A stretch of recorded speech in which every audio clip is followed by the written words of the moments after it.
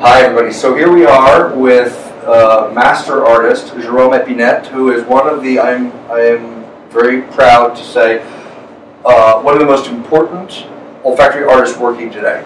And it's extraordinary that we're able to be here. We're here in Jerome's lab at Robertet on 5th Avenue and 59th Street here in Manhattan. And this is where Jerome works. His office is right there. We wanted to do the reveal here because we have a nice amount of counter space. This is where the material was compounded. This is where this perfume was actually created, right? Yes, that's all right. the place. So here's season 1, episode 6, and what was it? What is it? It's Bal d'Afrique from Byredo. And Bal d'Afrique, I think, is extraordinary. The reason that I chose it, can we smell it? Sure, that's great. One of the things that, and you and I have talked about this a little bit, but not that much. You said, for example, Ben Gorham is the creative director. Yes. He's the patron who awards you the commissions for all of the Byredo scents, right? Now, I think they're extraordinary, and I think it's amazing. And you said that he gives you a lot of artistic space. Bal d'Afrique, the idea came from you, from Ben, when he commissioned you to create it. What did he say, or was this really you? I think it was really a teamwork. He brought the idea of Josephine Baker, you know, during that Les années folles, the crazy year. 1910s, 1920s in Paris. Late 20s in Paris, right. Yeah. So the idea was to bring like the African culture, bring that in the romanticism of Paris. Mm-hmm. And she was the first Black American entertainer to really. She was huge, right? Yeah. I mean, everybody knew her, and it was wonderful. What I think is extraordinary about this. You told me one of the, and I as you know, I'm completely against the reductionism of works of olfactory art to their raw materials. I think it's stupid. It's demotic. It's unhelpful, and it's not the work. This is the work. But you said something that I think was very, very interesting. When I chose this, I chose it particularly as the holiday scent for the Untitled series because it is to me a real, a beautiful. I hate the word luxury. I'm trying to think of another word, but it is because I don't care about fur coats and Donald Trump crap. But that's not the point. The point is that it is luxurious and that it envelops you. It is very present. It is very rich. It is of an exquisite beauty, but it's a beauty that you sort of sink into. You said to me something. One of the primary raw materials is vetiver. Yeah. And that's very interesting because again, I don't care about vetiver except in the way that it serves as a whole the work. It plays a role here that I would never have really been conscious of, and it's weird to me because it's so rich. But I think of vetiver as an extremely astringent, almost a thin, a linear raw material.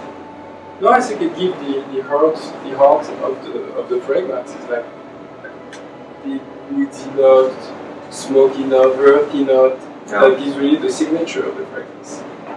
But it's true that you don't smell vetiver like in the Tiver of Guerlain or something like that, because I use a lot of warm note like vanilla, tonkaline, some lactonic notes, just to make it a little bit more creamy, sensual. Yeah, the lactones, the sort of this wonderful milky, ethereal gauze that's part of this.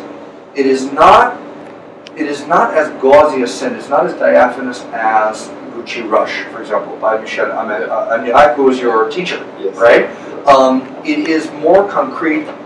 What I think is fascinating about it is that it does. When I smelled this, I had this same sensation of another work that I love, that I think is extraordinary, by Pierre Migras, which is Black Orchid, which is very much a scent that is almost pastiche. It's almost a scent that's overtly done in an American Hollywood 1930s style, very American.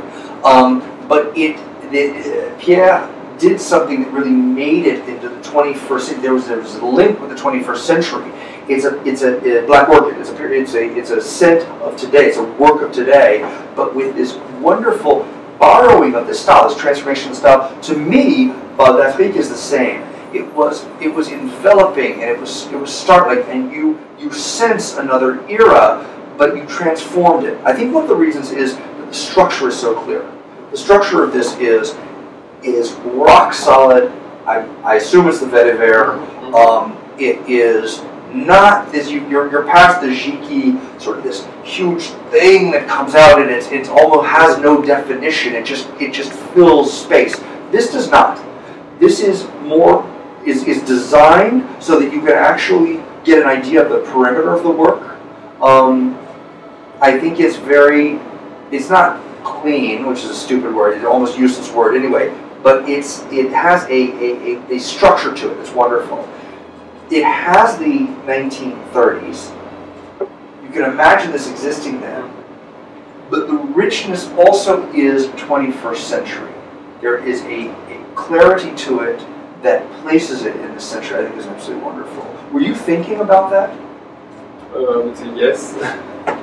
But when you say clarity, I think it's the use, for example, of, you don't like to use the specific names for product, but the lemon, the bergamot brought that, that feeling. And the clarity, the freshness. And yet it's amazing because you managed to use citrus materials without making it a citrus scent. And that's very interesting, because that makes it a very different kind of work.